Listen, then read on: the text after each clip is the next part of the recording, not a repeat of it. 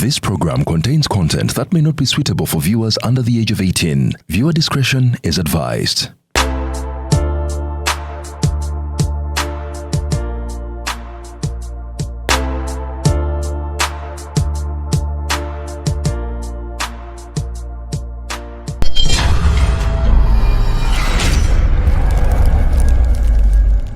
Uganda wotudde toyugana sooka enkunyumiza omulanzi Jafari Senkubuga asangibwa ku lusozi Lusaali mu Kyaggwe azze okukukolera ku mbeera embi ekulemeddeko ebintu byo byete bulungi ng'erigenda eddamba. Omulanzi Jafari Senkubuge Omukama Katonda gwe yattululako amaanyi ag'ekisalaziba nga gwe alina ebirooto eby'omuddiringanwa by'otategeera va mu kwesumagga dduka za wakayiba ku lusozi Lusaali mu Kyaggwe. Omulanzi Jafari akunnyonnyola akawonvu n'akagga ate ng'okukukebera kwa bwereere kubanga naye ekirabo Omukama teyakimusabaako yadde ennusu. Naawe alina ebizibu nga biva ku majinni, emizimu, embeera embi eya buli ngeri. Mutwalire omugugu gwa kutikkule gwe weefunira oluserese tokkalire. Obubaka buno nga bukukutteko kwatalidda mukono wa ntono oviremu ku siteegi y'e Nakisunga. Aba bodaboda bakutuuse nga gwava e Kampala ne bookwata eryato ku mwalo Eggaba ne likugobya ekisinsa oba ebule n'obuuza aba bodaboda ojja kuba butoola n'omulanzi Jafari. Oyinza n'okusooka okumanya ebikukwatako nga tonnagendayo ku bwereere ng'oweereza ekirooto kyo ku nnamba gy'olaba. Oyinza n'okukuba ku ssimu eno endala. Awo omulanzi Jafari Senkubuge ye n'oba ng'omukwasizza kibyago kuserengeta mu Kulubagga.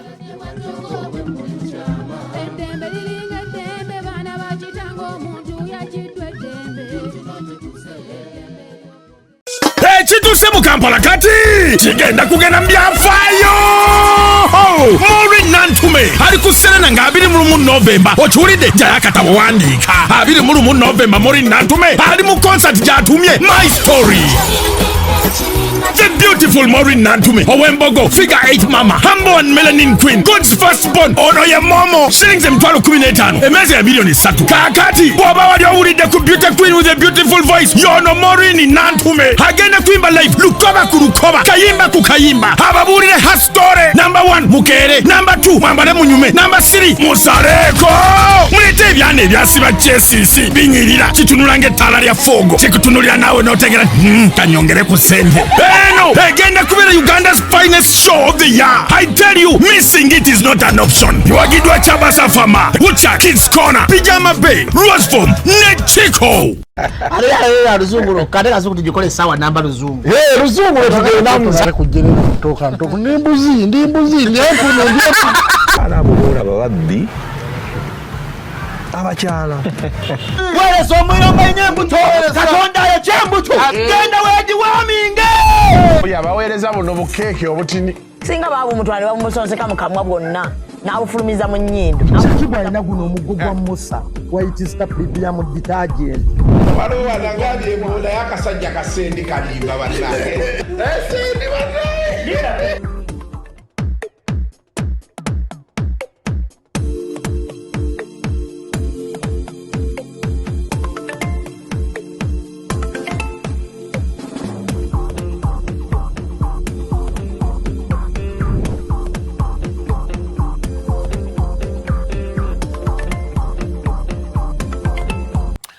Welcome to yet another edition of Kasuku Live.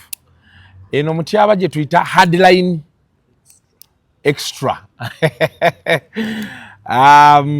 Tugenda kuba tutambula bwe tuti olunaku olwaleero betugira ne tukwata mu kasavu kanyama ne tulaba ate embeera nga bwetambula. Olunaku olwaleero neegatiddwako omwami Sekajugo Paul Nicholas incoming MP Machindi East. Ekyo kyennyini. Tusanyusa okulaba sewo. Wamunange. Ugamba otya? Kyendi bulungi. Obulamu butambula. Butambula bulungi. Machindi East ali atya? Machindi East mulungi. Buza walimu obuntu obutono bwe tulina okukola ki? Okutereezaamu. Naye nga ate obuntu obutono bwe butera okunyiga ennyo. Okiraba. Obeera ne bano abantu obalaba alina wambwa. Embwa eri bulungi naye olunaku keefuna akakukunyikamu ogiraba nga tetereera. Kakati ne Machindi East ekyo kifo kirungi naye nga kirinamu obuntu obadde butuluma okumala emyaka kati tugambe nga kumpi 2 obuntu tulina obutereza emyaka 2 ekitegeeza muddayo ku biseera bya Mike Mabike. Awe watyo because you've had Mike Mabike, then you've had Kasozi, twalinawo Simbwa. So after Mike Mabike came Simbwa NRM. Awo bintu byo bimanyi bulungi kati 2016 awo twali ku kisumuluzo Kasozi nayingira 2021 yali umbrella nesimbawo kwolwo naye nga abantu bali banoonya umbrella kati awo netufunayo Derek Nyeko ekitegeeza Makindye East is one term okujjako okuva ku Mabike yafuna obubiri naye kati enkuba ezze kati soke tukyoseemuko muti abasooka ofuneyo awakalawo kamubiri tukomewo mpadde ka interview kalungi Mama Black Man wenna olinga byakulya naye mukwano badde nyinamu obuzibuzibu nyina wenjagala okulaga wano speed naye bwe naagenda n'emmotoka nga neekoze delivery ekisajja kino tekigenda kumpa okyekola delivery nekola delivery naye ndakukola nti olinayo wa boda wa wano mukyanja wano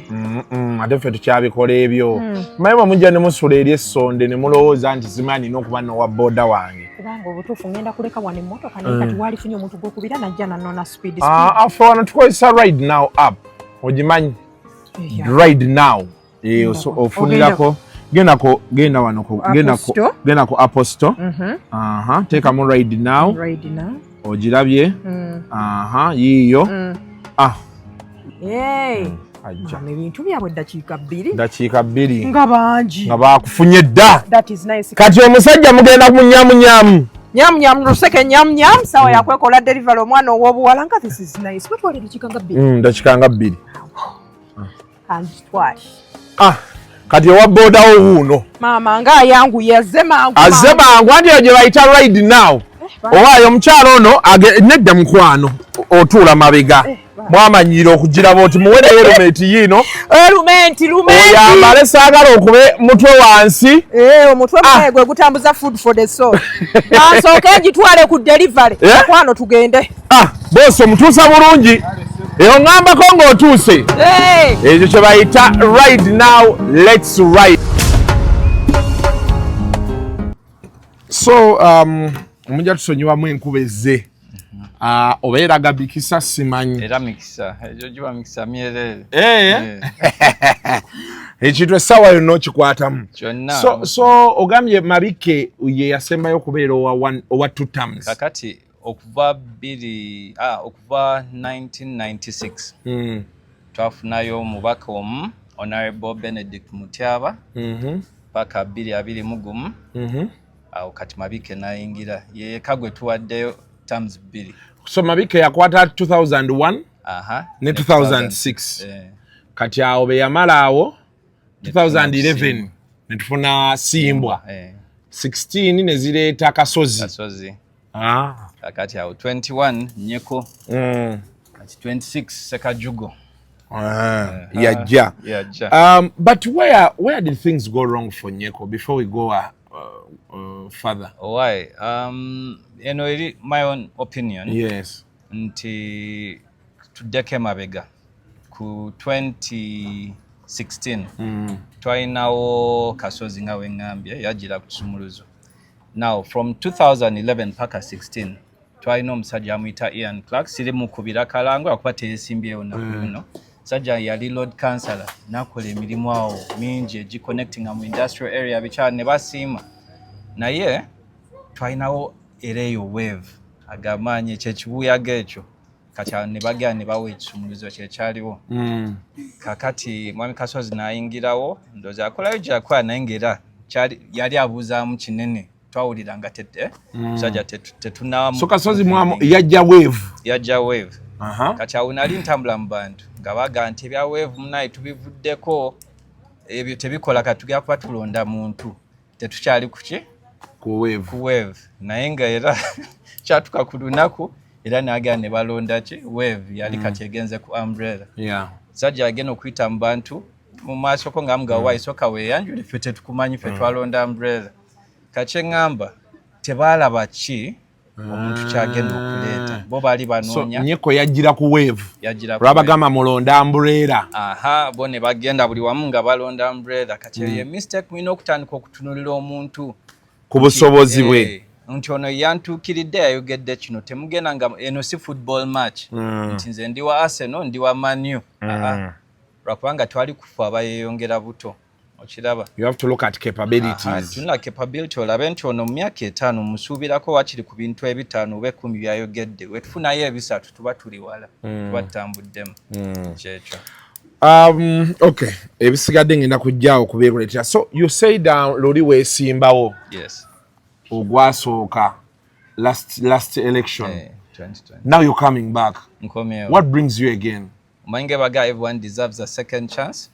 kati abalonzi natambula mu benali nsobola juka twali mu covid nga tutaddeko restrictions naye natambulira ddala kakati abantu nga tugaye nti twakitegeera kale yali wave kuluno nenga kale kankomewo ogwokubiri abayina ebibuuzo byonna bajja bimbuuza oba kale bajja oyinza okusaba nti era bayinza okusiimayo omulala naye nze kati ngaye kankomewo ogwokubiri tulera kuba era ndi sure we twali mu 2020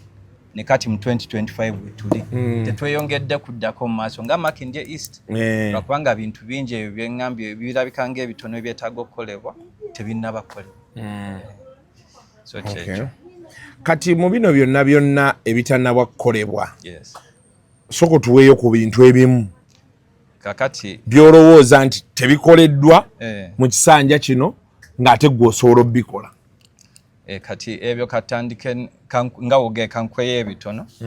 ekimu kiringa enguudo kugambye ku Ian Clark enguudo zaali zikolebwa kati omutajaga nti ali kansala yes naye nga omanyi obeera MP you're one of the 3 arms of government so nga legislator oyinza okugenda nebeera genda ku City Hall to lobby nogenda n'obuuza nti aluli twa releasinga budget wet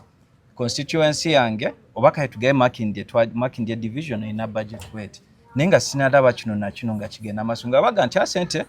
twaziisa okuva ku City Hall kati ziri Makindye tekingana gena Makindye nembabuuza nti why sente zajja sinalaba yo garbage ali wali kasasiro buli wamajjuddewo wetuga nti n'okuba nti ku maintaininga nguudo tebikolebwa oba ogambye nti no gundi drainage tebikolebwa abantu abamu kati naffe tutandise wakwate tetubirawo ebya Makindye East naye enkuba etonya abantu nabeera nga amazzi gali mu nju okiraba so ebintu ng'ebyo byandibadde ebitono ebyokukolebwa tebikolebwa wogamba kuba youth nti oba nze naliko wano mu KCCA nali sikola KCCA naye nga ngenda kukola consultancy mu budde bwa mukyala Musisi kakati mbampita okola plan ya slum upgrade ya ekifo akita Kinubi zone awo munakawa naye tebampitangako wadde kola plan ya market mu Makindye East oba nti ogambye akabalagala oba kansango oba simanyi na muntu mulala yenna nti oyo gwe bayita sinze okiraba lwaki lwakubanga leader gwe tusaawo aba tagenze kugoba ebyo abantu balowooza nti leader bakuba nti bakusudde kabangali nti awo oba oranidde abantu si kwe kuranira abantu tubeera ogenze mu parliament kola mateeka na ku legislatinga kwegana nagoberera bye muyisizza nti sente tuyisiza budget weti kati waliwo ebimu nga bya ggwanga lyonna nabeerawo ebimu nga naye bikwatako ebya constituency yo nti mu sente ze twafulumiza nezibeera za PDM simanyi bantu Makindye East abafunyeyo kasente neza youth development fund tewali bafunayo community development tewali ono Ian Clark gwe ngambye ya South Street Lights yakola biki wano tebiriyo street lights ezali wonna no Kisugu Namuwongo zonna zaggwako anti zaali za sola katugenze emyaka nga bazisawawo nga myaka 10 emabega okuvanga 2001 manya 11 so 10 naye kati byonna oba battery zaggwako teziddangako kwega ekifo ekyali kitandise okwaka kati kitandise okukwata enzikiza okiraba irulinga Makindye East ogiwuliramu nnyo abantu nti abakuba obutayimbwa biki naye waddewo obudde wano emabega ng'oyita mu bifo eno ebyekibuli Green Hill emmotoka yo bato ogisibye osanga bagiguddewo banazeemu ebintu lwaki ebifo byonna ebyandibaddemu amataala ebyandibaddeko security aba security baba bakola ki kati obuntu obutono bw'osanga nti representative wamwe agenza obakiikirira eri tabyogerako. So ebyo byenga nti abantu tutandika okulonda abantu abasobola okukola ki okukyusa ebyo okiraba beera nga babikolako.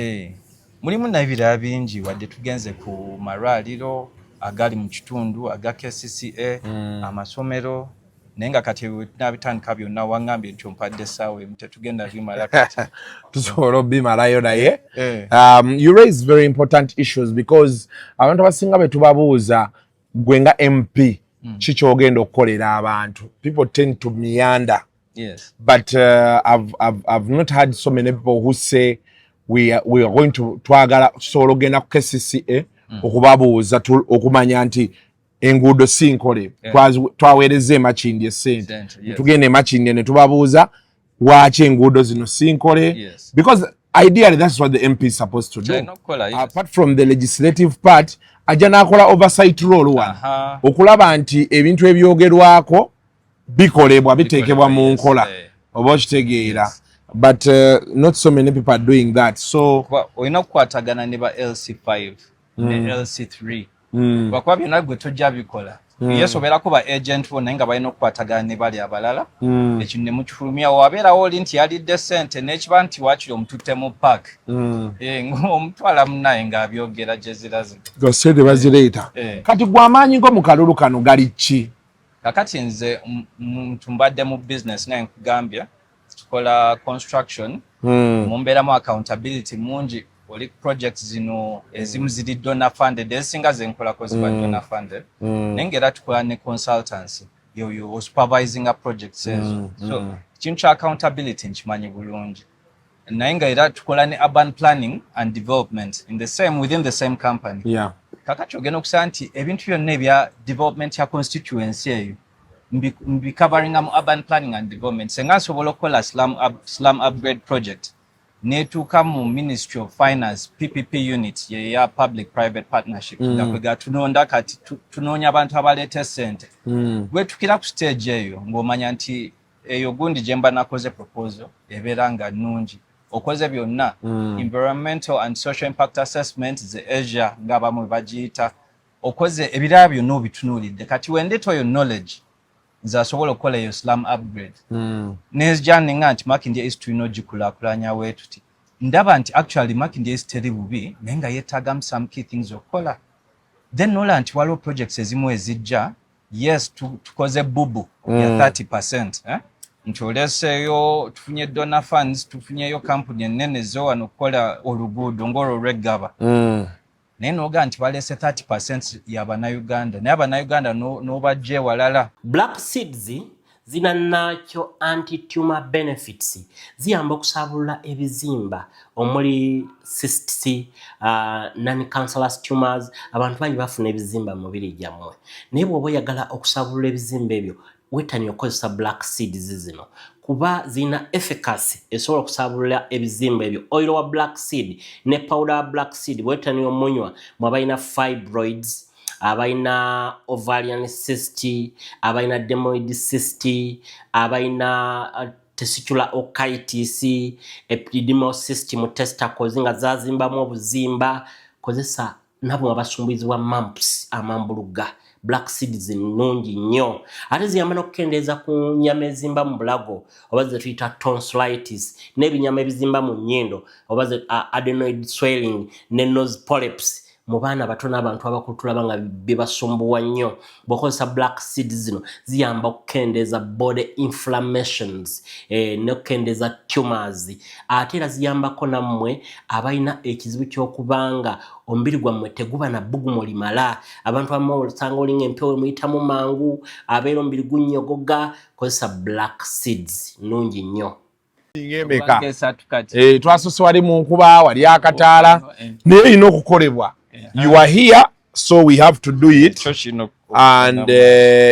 tulabe ebintu nga bitambula. So obadde okyatunnyonnyola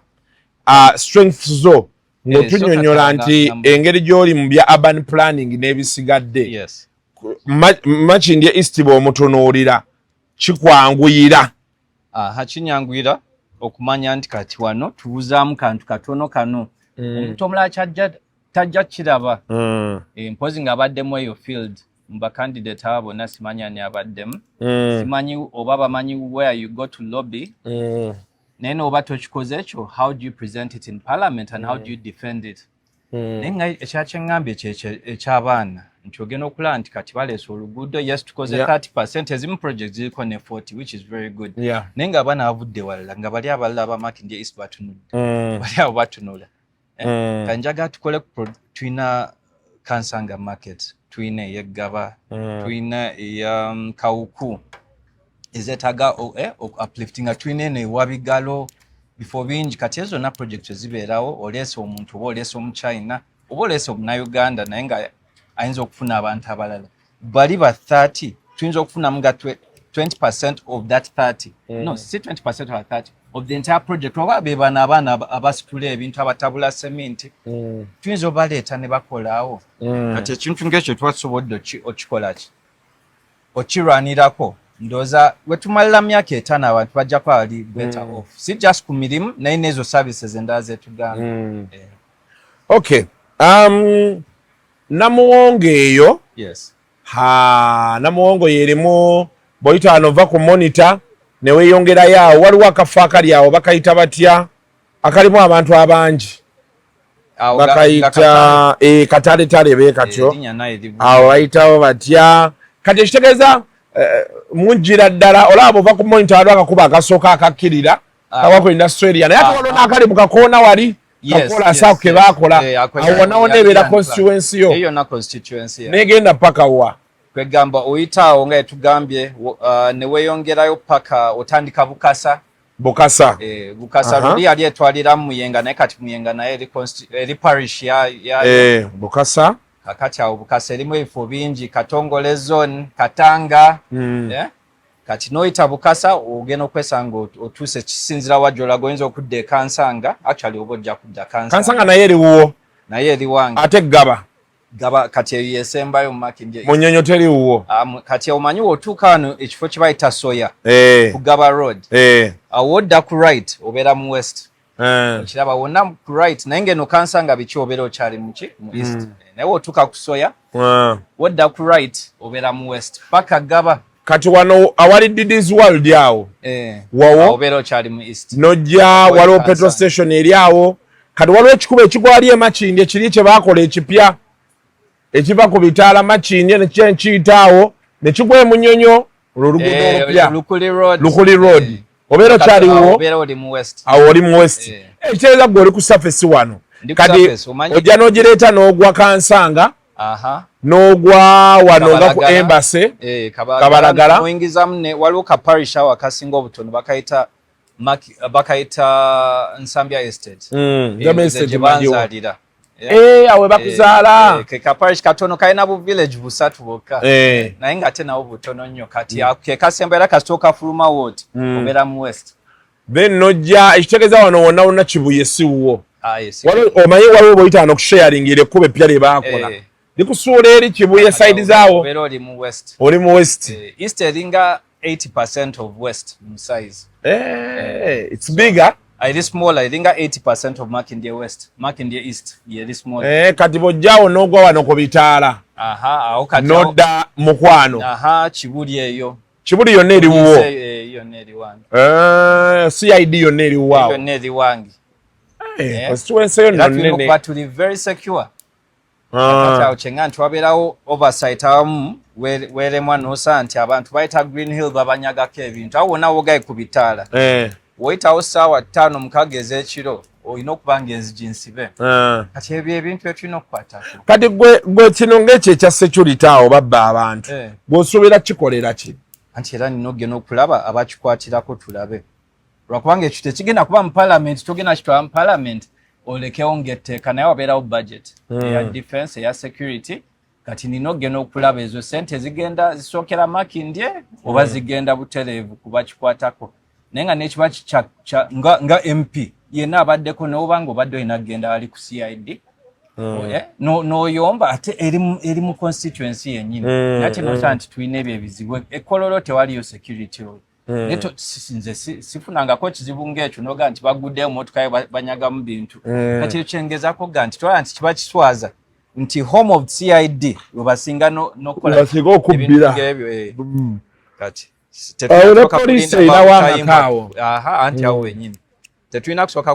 kulinda babutayimbwa nabo tulumba tutandike kuba nduulu enduulu tulina kuba twazikuba mwe nyene muzeetandikira nza representing abantu abamakindye east era nza abalina ozikuba n'obigoberera okulaba nti ekyo tekibeerawo. So what are your chances of winning? Chances are ziri 99%. Ngewe naliwo oluli abantu ne basalawo nti bagendedde ku wave ne bakira ndoza wave bagirabyemu mirundi ebiri nsiwe ekikola kakati luno nkimanyi bagenda kaleeta side eyo gy'oli ne ba mulya nnyama tuli abawera tafubi muli bameka mu race tuli ba candidate 23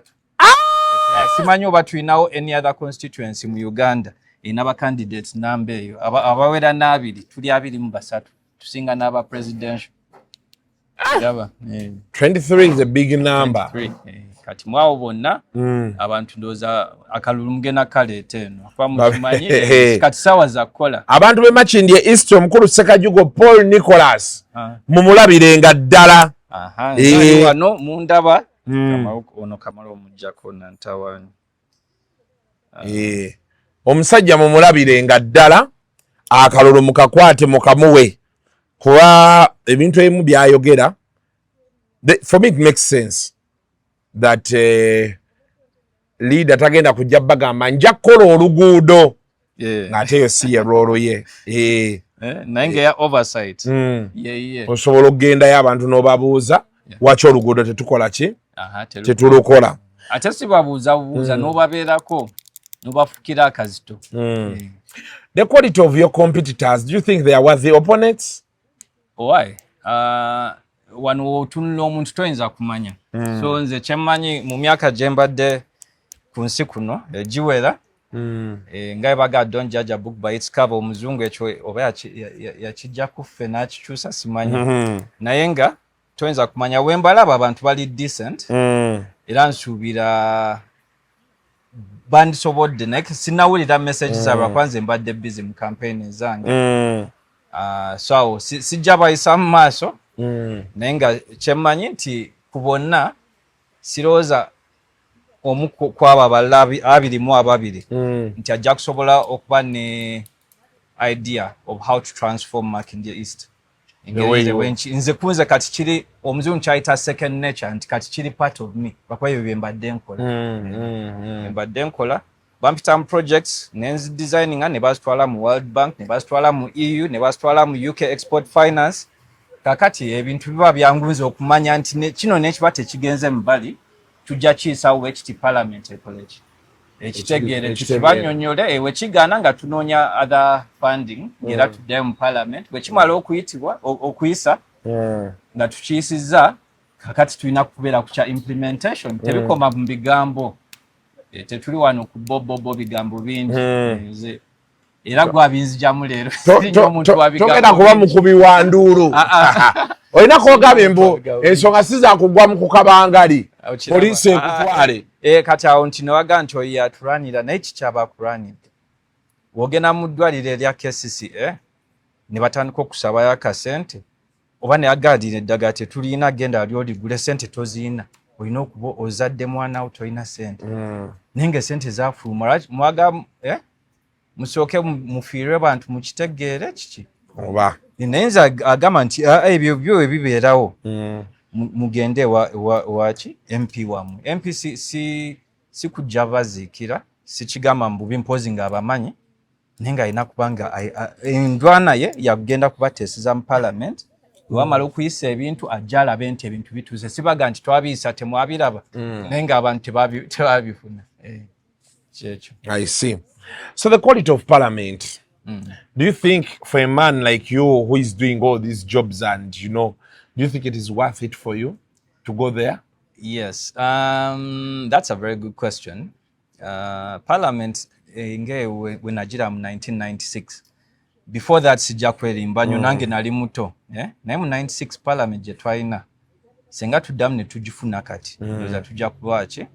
bulungi sina bulungi ko naye tujja kuba tukoze bulungi kakati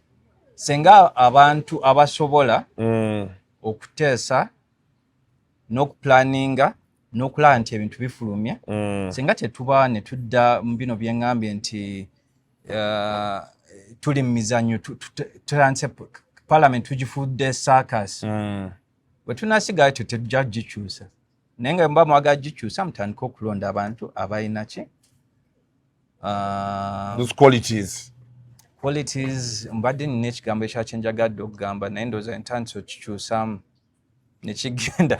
naye eno tugabugaye nti omuntu kasamula nti alina obusobozi nze kyenga nti muwulirize omuntu muwulirize message ye temunoonya party nkimanyi nti party ziriwo eziwera ennene ezisinga nze independent naye ngaeyo party si egenda obaranirira party si yekwogererayo eri mu parliament si yeva in fact ogenda mu party netandika okunyumiza party structure kati awo wemulonda omuntu ku party ayinza n'okudda eri neyeebaka oyinza okusaba yayagadde okukola namugaa nti wayi kyekintu tulina okiyisa mu party structure ate kati oli yasooka tulina okuwona omukulu gwerinda so kyeŋŋamba nti noonya omuntu womuwa independent nganze ekintu mujja wange butereevu siina te byentandika banyumisa oba njogedde n'aba NRM oba njogedde n'aba FDC oba NUP bonna mba nsuubira bajja kumpuliza kuba nze sizze mu kibiina sigenda nko mu kamyufu ka party yonna ne bankuba nze butereevu lwakuba njagala kubeera direct link to the people era direct representative waabwe to the parliament wali watch your independent era awo kirungi okireese kati kyekyo kyennyini kyembaddeko nti omanyi bino ebintu twagala ne tubikopa ku bantu eyo ebweru abangereza abamerica ogira ku party naye ng'oyagala okurepresentinga abantu naga nti party kino kyo tekikkirizamu okiraba oba kale ekyo tukitegedde naye tukyalina kiri ekirala eri agenda waliwo kino tekyayitawo ne luli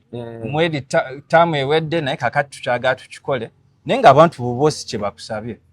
so nze kyendowooza nti wano nga ekyali mu Uganda yaffe ebintu bibeera better obeera ng'oli independent you work directly obeera more flexible than being held back by the party party ate yagala kino ate party yagala kino ogera n'ojemera bayinza n'okugoba bagoba babaina n'okuddamu okulonda kiraba so kiba better obeera independent okola ekintu kye bakutumye abantu bakutumye ekitabeerayo obeera osobola obanyonyola nti kino kyemwagadde kyo tekisoboka naye nga tuyinza okikyusawo ekiti kyo nenkitwalayo. So with the independent, you feel there is a more direct link between you and your voters. Na accountability ebeera direct. Sina wengenda kwekweka nti oba ndi mu party yaŋŋambye kino oba mugende ku head office zaffe ne headquarter kibeera direct nze n'abantu lwakuba nsuubira eno leadership role ng'abantu ebakusindikayo tebeera yo wekka nti gwe MP nawo bennyini balina okubeeramu they should be involved so kyekyo and I think it's better ng'oliki on independent. Now nga tuwunzika yes oluseke olumanyi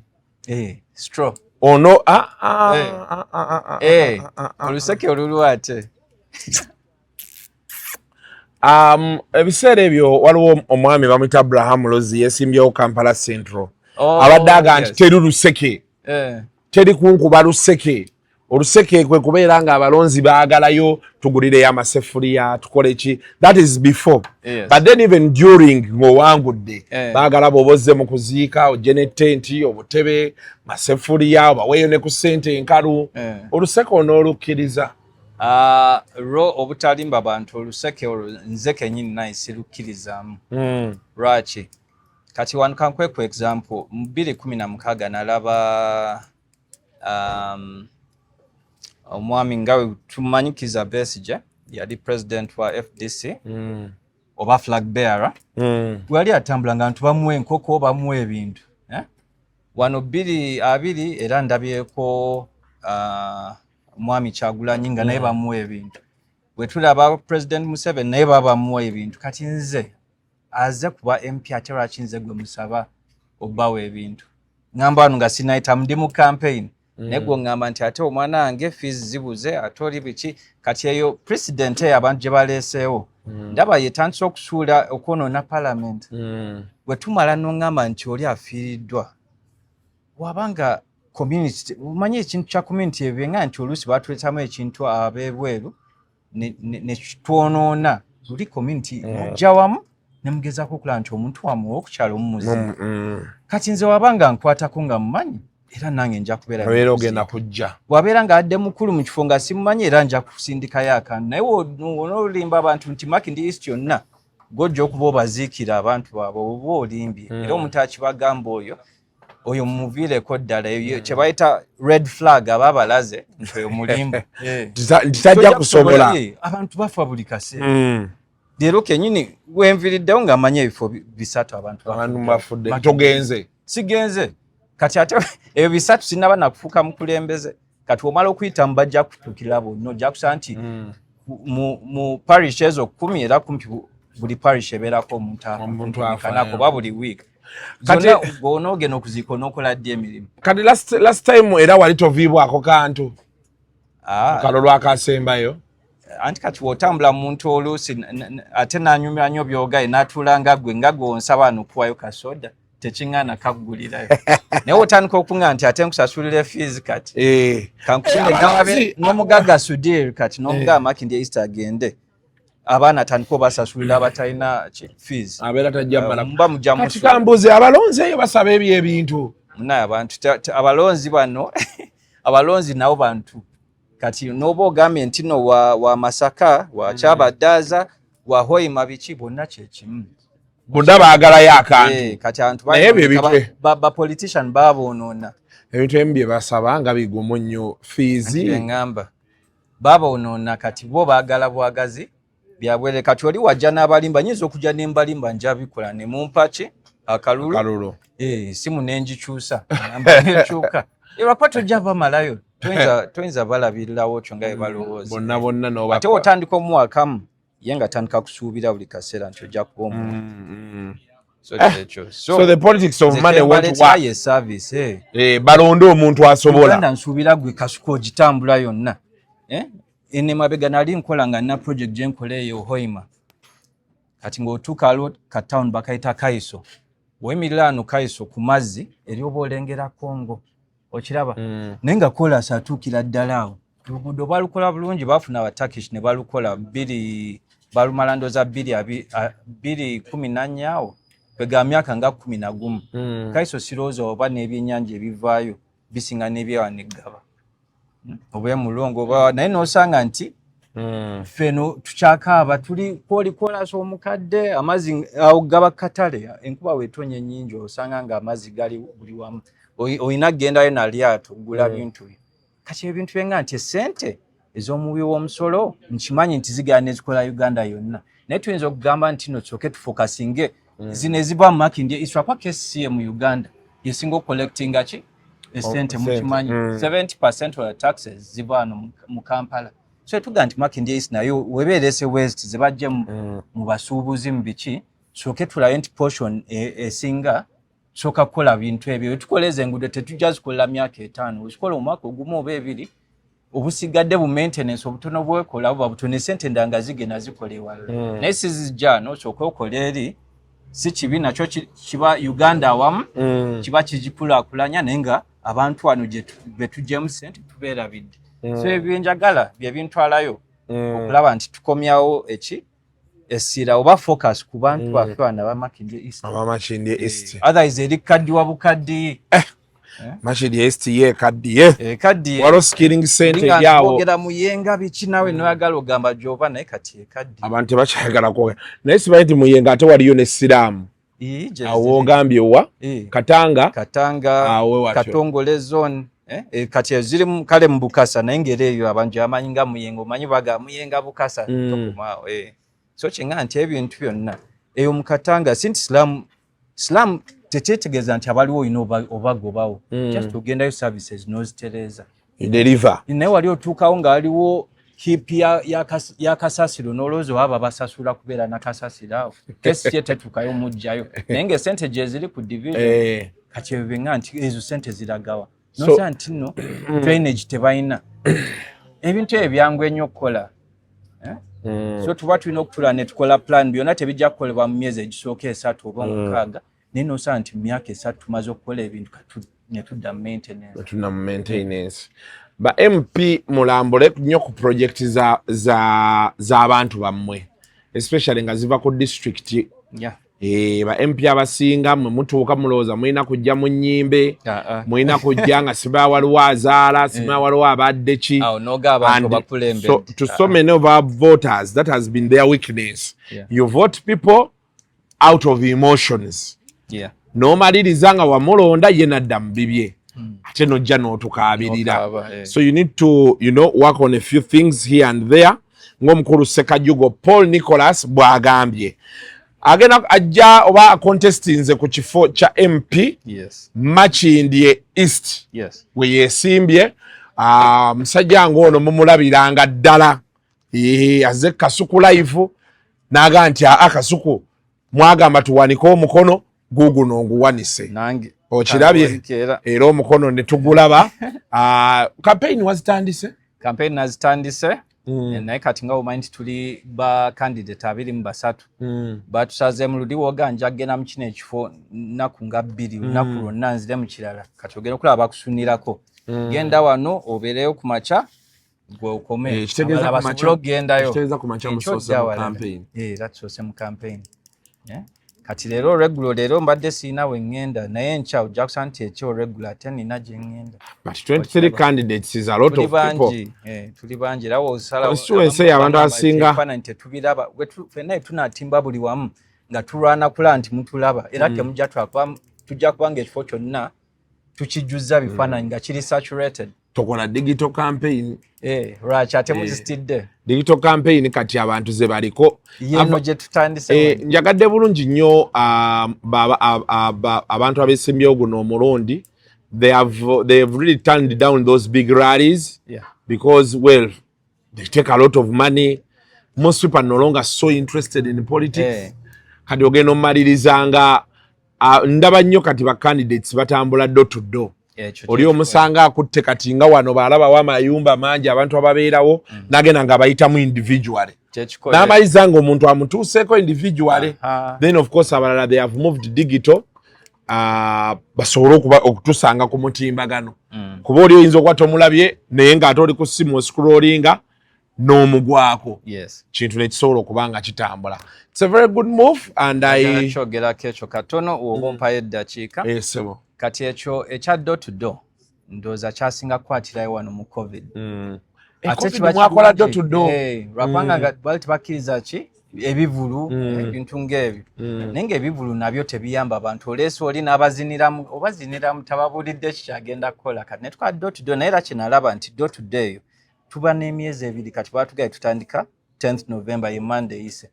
olina emyezi 2 kuyita mu bantu mulimu ne Christmas ne biki onogera door to door abamu ojja kutuukayo tebaliyo bagenze kukola togenda kubanga ogenda okonkonera abantu saa 3 ez'ekiro okiraba so toyinza bamalayo kati digital ffenna nga otula nti ensi yeeyongera kudda mu maaso bino byonna bijjayo technology abeerayo to improve our lives so digital ogenda okulaba nti era gye tulina okulaga ndowooza kyekisinga ogwe kati wayiya bulungi watusookayo foresight vision singa naawe ojja neweesimbawo mu parliament sisobola abaana bali awo sijja kusobola ebyo byetaaga mmwe abakoze ground okwesimbawo kintu kikambwe nnyo osooka n'okola ground kati bamanyi osudiya era abantu b'ebukota awo baali baŋŋamba Kasuku jankubwa kansala naye mbagamba lekeraawo tekikola MP tulongoose mu bintu mu parliament. Okay. Usanga tunakusa ku ICT simanyi. Mera njagala genda ku foreign affairs. Mbere nga siva ku nnyonyi. Kaseera gwe oba okyusa nnyonyi. Abalonzi balyoke bategeere nti balondo omukiise waabwe asinzira New York okubaweereza. New York. Nkomewo n'ekifaananyi kya New York wano magayi ti njagala Makindye East efaananeeti. Kati tokiraba era naawe oba okoze abantu n'obalaga kati gwe obeera elite nga gwalabyeko n'ojja n'oleeta ekifaananyi n'oga abantu kakati this is the direction we are moving. Kisoboka mukiraba naffe tukikola. Naye nze ndowooza I think it's some of the ideas you're raising is what we want to hear. Abalonzi mbagamba nnyo era mbategeeza nze ngenda kulonda muntu gwe mmanyi for me but you're not privileged to be me. Yes. So you need someone who is going to move your ideas. Yes. Mulonze nnyo abantu olwokuba bamukanyuze kabangari olwokuba yeekubisiza ekifaananyi ne President Museveni oba ne principal bw'amuli mabega baati n'ojja n'oga nti weekubisiza ekifaananyi n'omugagga exactly. So you need people who are going to follow up on service delivery. Omuntu agenda ogamba LC5 nti bannaye luli oluguudo ssente zaafuluma oluusi tunenya abantu naye nga ba LC bammwe LC3 LC5 balidde ssente zammwe amaanyi ne mugazza ku MP naye kibuga buteesa ku MP because MP ate naye tavuddeeyo kulondoola bintu bino kati idea lenga ku City Hall MP alina okubeerawo n'entebe ne office ne kumachindi wali wali mu myezi 3 n'otuulayo ne kansonga etuula bagenda isa budget noyita bakansalazi bano abava mu kitundu kyo nobagamba bannaye mulobingireko ku luguudo luno naye osanga omukiise nga tamanyi na kiri ku district kati ye nga jabuzi olumala okuleekaana abapoliisi olumukwatayo 1-2 ne bakola ki agenda okufiirwa agenda omaliza nga afiiriddwa yeggwe kati a very good example abantu b'Amakindye East mubadde muli awo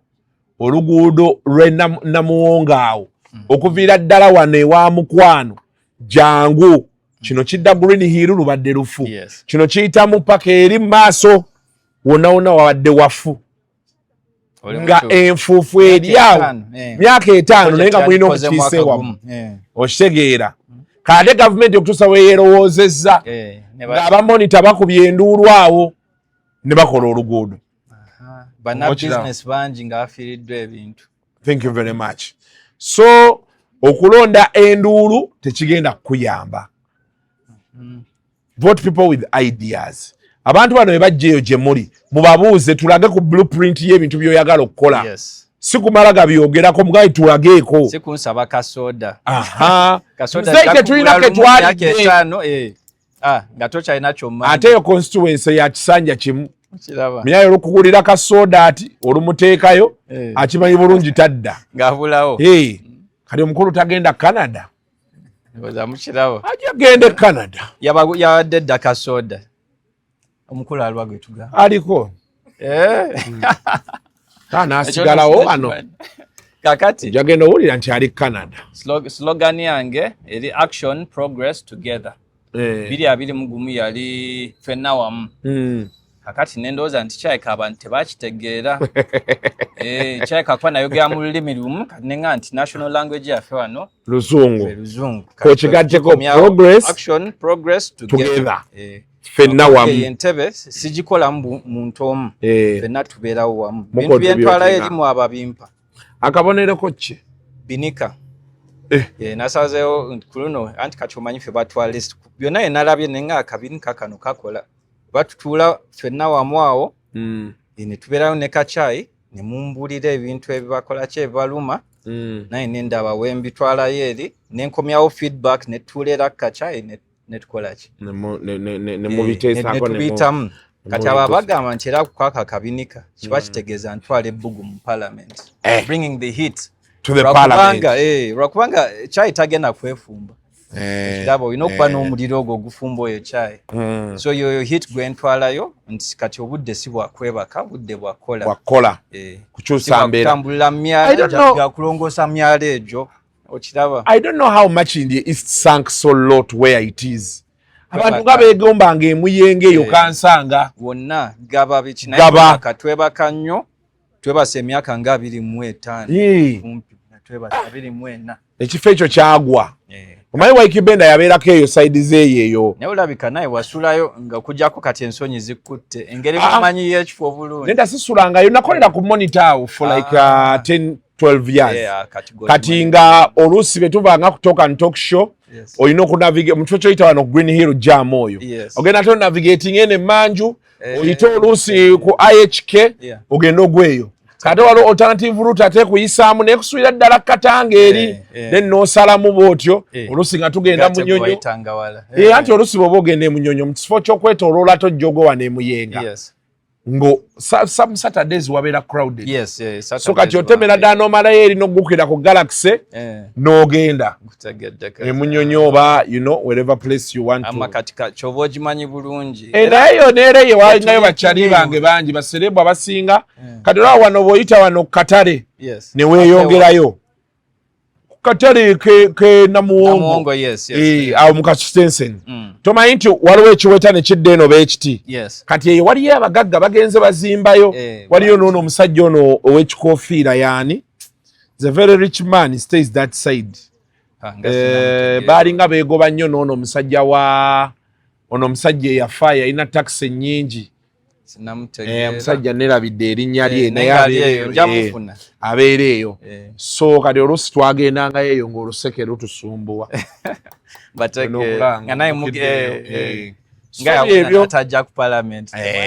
yatwanise mutte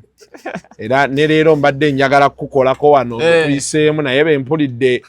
entambuza gy'otambuzaamu emirimu neŋŋamba ekyo kankireko akabini kantambula nako ennaku zino nongiiramu kale yeyo embeera nga bwetambudde olunaku olwaleero Sekajugo Paul Nicholas akabonero binika kasita okwata erya Sekajugo naye si oli gwenda baano ku TikTok oba yalina ebizibu n'owa poliisi soyo ono mulala so bw'otuuka ku lunaku lw'okulonda Sekajugo Nicholas Paul akabonero binika yutik ebisigadde obimulekere olabe embeera bw'enesobola okubeera nti ekola ki ekutambulira tweyanzanye buddewo bonna bonna amiina kale until next time that has been the headline extra mubeere bulungi mweraba. The views expressed on Kasuku Live do not reflect those of the host, producers, or management. They are solely of individuals providing them and do not represent or reflect the official policy or position of this YouTube channel.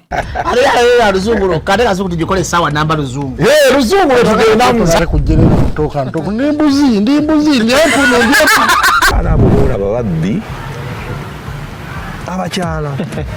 wereso omuyomba enyembuto katonda yekyembuto genda wegiwaminge yabaweereza buno bukeeke obutini singa baabumutwale bamumusonseka mu kamwa bwonna n'abufulumiza mu nnyindo kiba alina guno omuggo gwa musa waitisita premium detergent waliwo wanangali ebola y'akasajja kasendi kalimba bannange esendi bannange